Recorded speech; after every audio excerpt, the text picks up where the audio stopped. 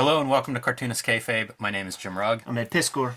Fun video today. Before we get into what may be the end of Cartoonist Kayfabe, a couple of announcements. We are traveling in October. You can catch me at the Jacksonville Public Library for their Comic and Zine Fest, October 22nd. At the end of the month, October 28th through the 30th, we will be at Baltimore Comic-Con, the great comic book convention. And Ed will be in Tokyo Comic-Con with Jeff Darrow set up November 25th through the 27th. So catch us on the road, man, whatever's closest to you. It is Kayfabe-tober, and we are about halfway through the month. These are our drawing prompts. You can find them on our social media, and you can find a lot of the talented cartoonist Kayfabe faithful out there that have been contributing to these things. If you are one of those creatives, please tag us on Instagram or Twitter so that we can share some of these and so that everybody can find your great artwork out there. I have been loving watching everybody's drawings come in this month. Cartoonist Kayfabe is brought to you by the comics that we make. My latest comics, Hulk, Grand Design, Monster Madness, are in shops now. The collection, the oversized Treasury Edition collection, will be in stores early January 2023. You need to pre-order that now wherever you buy your comics and books. You can also pick up Street Angel, Deadliest Girl Alive. It's back in print from Image Comics after almost a year away from the shelves. So grab that one in time for Christmas. It'll be the perfect gift for any superhero fans or action comic fans in your life. Ed Piscor's Red Room, The Antisocial Network, and Trigger Warnings are both available now wherever you buy books or comics. These are completely self-contained and can be read in any order. So if your comic shop only has one or the other of these books, that's the perfect place to start. Pick that up the next time you hit your comic shop or order a copy online.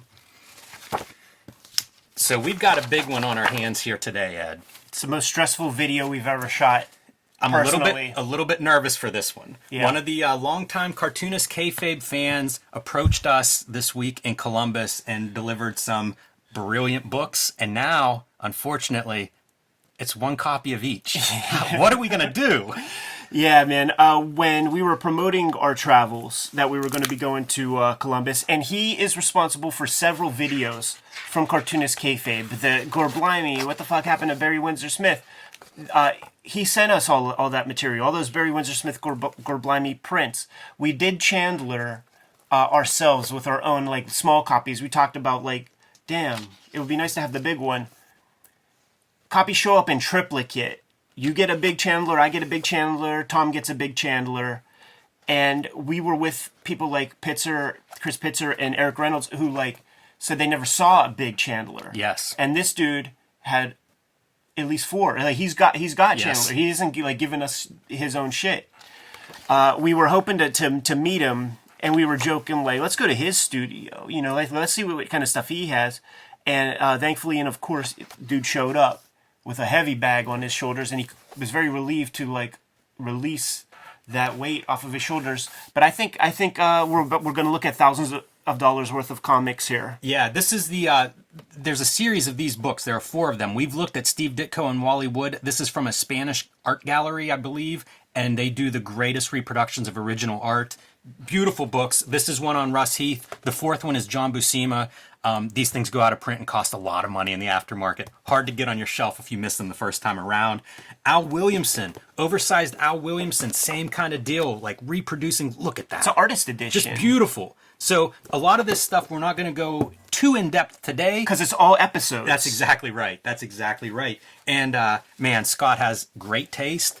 Brought us underground. You can see the variety of material that he has collected and assembled. Rory Hayes, we've done a video on, one of my favorite cartoonists. Stop, you know? Yeah. So to see Boogeyman Comics, yeah, and legendary. These are anthologies, but this is all Rory. Yeah. The first one is all him. Absolutely amazing. Several comics journals. We've been talking about covering more comics journals, and look at what we've got here, man. It's all key guys, right? A Wally Wood retrospective, a Jack Kamen interview. Barry Windsor Smith. How about one of the great revelations at dinner Yes. With James Sturm at CXC when he revealed like he was sort of moving in some circles where like the Kamens own a town, basically, like thanks to Dean Kamen's inventions and shit. Met Jack Kamen and met, was it a cousin? I think it was his spouse. His wife?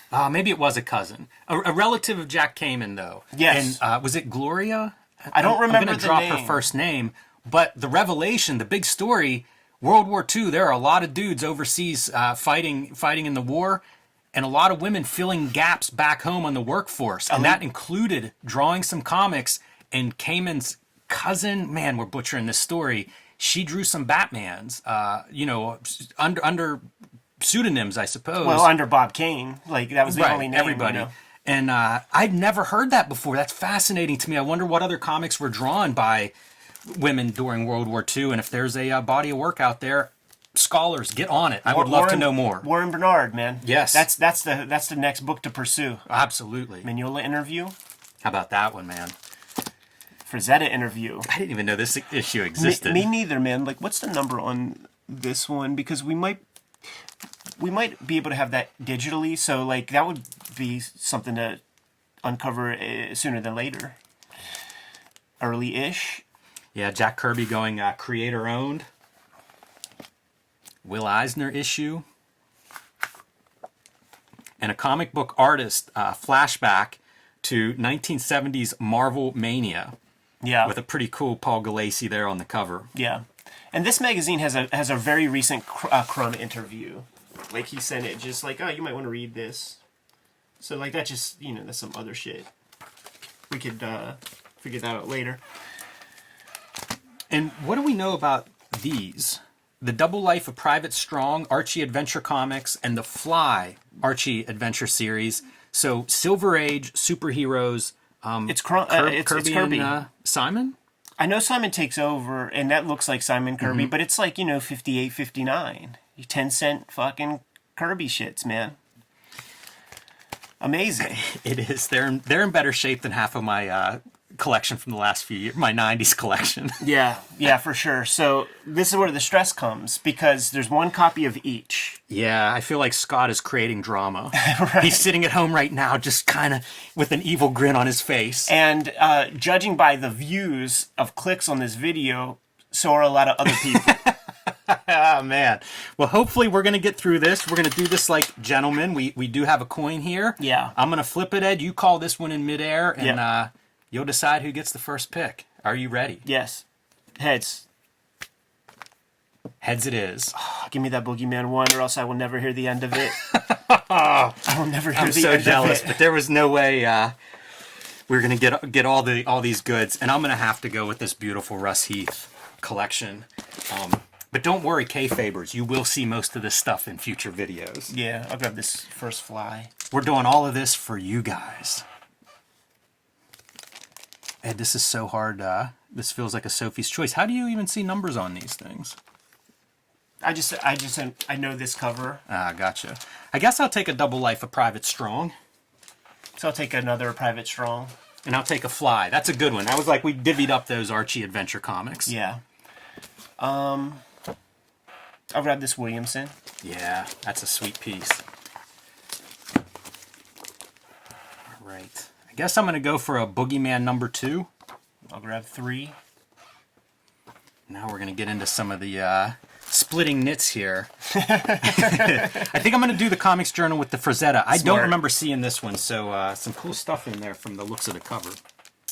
And I'll grab this Barry Windsor Smith one. I'm looking forward to digging into some of the Barry Windsor Smith 90s interviews. I'm going to go with Wally Wood, his life and art, hopefully an overview of his career with maybe some interview in there. I'll grab this one, though I might have it, I just don't know. Yeah, some of these things I have seen from looking at digital files or looking through back issues, and it can be tough to decide. You know what would be great with this issue? I think I have this. I may have had a subscription at this time, but any of these year-end reviews were my favorite issues of the Comics Journals around this time. I'm going to grab Will Eisner in his own words. Okay. And I'll grab this. If you have it, then I have it. Oh man. This two, down to the last two, and it's still not an easy choice. Yeah. I'm going to go for the comic book artist, Kung Fu Forever. I like the 70s, so yeah, we'll give a different magazine a shot, and who knows, maybe these are future magazines to look into. You know, I love these kind of fan magazines and all of these supporting magazines, so I'm open to doing more episodes on some of these magazines. And this was such a stressful episode that like I had to play some dirty pool. I have this, so you can take it. Do you want to hear something horrible? I do too. Dude. This is like the early splinters are showing there. Then I'll just keep this because this is better condition than the one I have. Sounds good. The one I have has a little wetness. We should cover this issue though as like a sign since we both have it. It's a great issue. I bought this one off the newsstand, probably one of my not newsstand, but comic book shop. Probably one of my first comics journals, maybe my first comics journal. I didn't sleep very well last night because it was so important to get that first Boogeyman. Leave that up for a second. So there's it would have been more like people would have had to like take their headphones off. Just because I would never hear the end of it. I wanted to keep this up because Diamond buys Capital, complete news coverage. Marvel buys Distributor. These are those 90s, like that 90s collapse that we cover so much in Wizard Magazine. This is your Comics Journal coverage of these major events. And, you can see Diamond buying Capital is a huge one because that's pretty much, I think, signals the end of like the all the distributor collapsing. Capital was the number 2 distributor. So when Diamond buys them, it's kind of over. There's one game in town. But Marvel buys Distributor.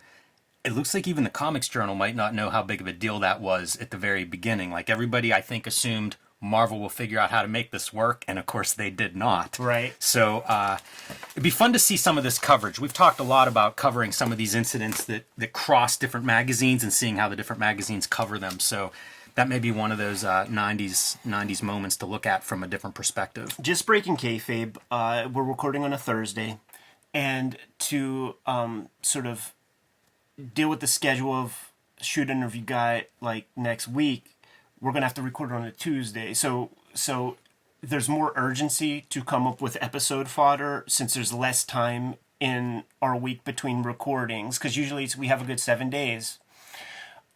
I feel like the comics that we just looked at are a pretty good starting place to figure out what our episodes will be in this forthcoming week, man. Yeah, there's quite a few episodes in this pile. The stress is over. Fairly quick episode. Yeah, I'm pretty happy with how that shook out, to be honest. I was also anticipating this and trying to figure it out.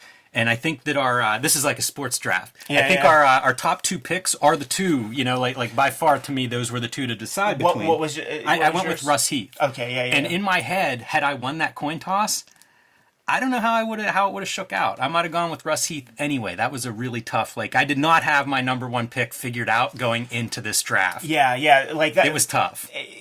It worked out like the sports commentators would have predicted the certain thing, though. The private strongs and the that shit is probably like the most valuable in terms of like what people are trading. So people who are watching this are probably like, that private strong is $1,000, that fly, but like we're just not in it for that. It's not like these are ever going to get flipped. If I just move these cameras around and you saw the studio, it's very clear evidence that Eddie P doesn't really like get rid of any comics. So that's not the concern. The rareness of this Boogeyman one, and never thinking that, but see, maybe that's one that we just give a little show to. And we did a Rory Hayes video. We did, and I would highly recommend it. I mean, he's one of my favorite cartoonists, as I said at the top. But now that we have the individuals, like this is a episode unto itself, and you could pull out your Where Demented Wented or whatever, and then I could use this. Such a unique cartoonist. Yeah. You can see it just from that splash page, the different kind of approaches to lettering, like... The guy was unique. I mean, this is somebody who would have been a peer of the Crumbs and the Deeches, and he was in San Francisco with the underground artists. So to do work like this, pretty unique stuff. Yeah, he was an employee of the San Francisco Comic Book Company, which was just a comic shop. He was an employee, liked comics, and Gary Arlington, the guy who ran that shop, realized that this kid that was working for him has some pretty sound chops, and Rory Hayes freaked out the other underground artists. Like, they were disturbed by Rory Hayes' work.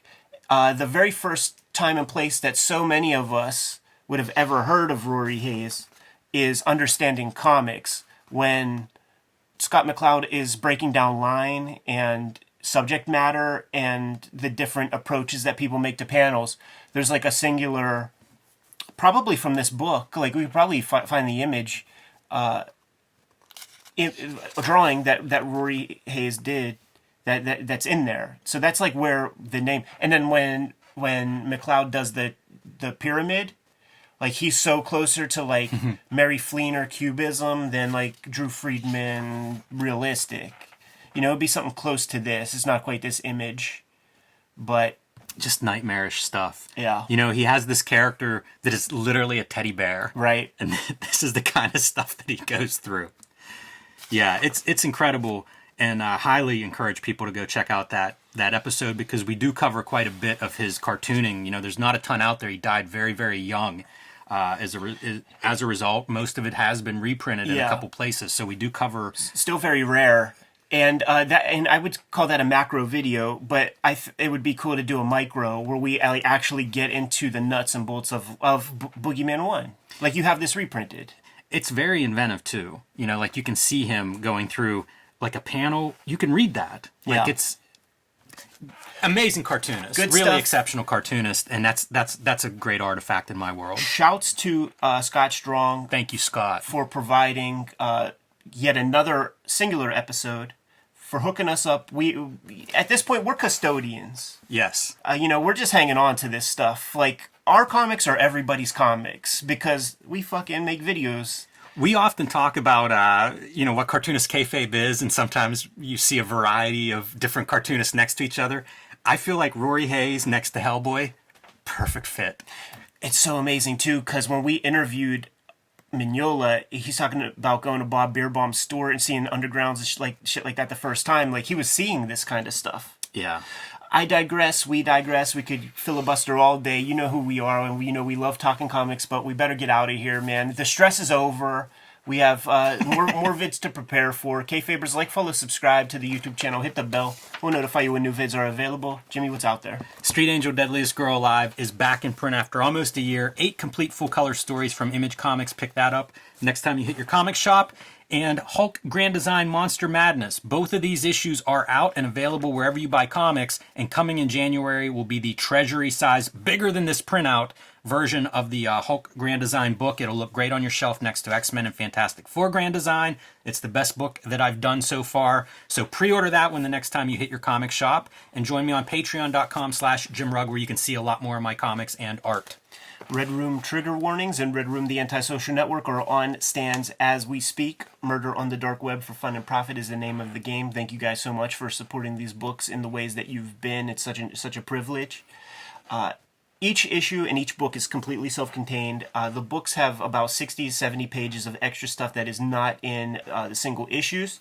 And I'm serializing new issues of Red Room on my Patreon. I put out a couple pages a week. And $3 will get you the archive, which is more than 300 pages worth of stuff as we speak. Been running that Patreon every Tuesday for about 4 years at this point, 3 years at this point. Hit up my link tree in the description below, and you could get to these destinations to scoop up the comics. Jimmy, what else do we have out there, man? Subscribe to the Cartoonist Kayfabe newsletter at the links below this video. You can also find Cartoonist Kayfabe t-shirts, merchandise, hats, mugs, all kinds of good stuff at our spread shop, also at the links below this video. It's another great way to support the Cartoonist Kayfabe channel. Given those marching orders, we'll be on our way. Read more comics.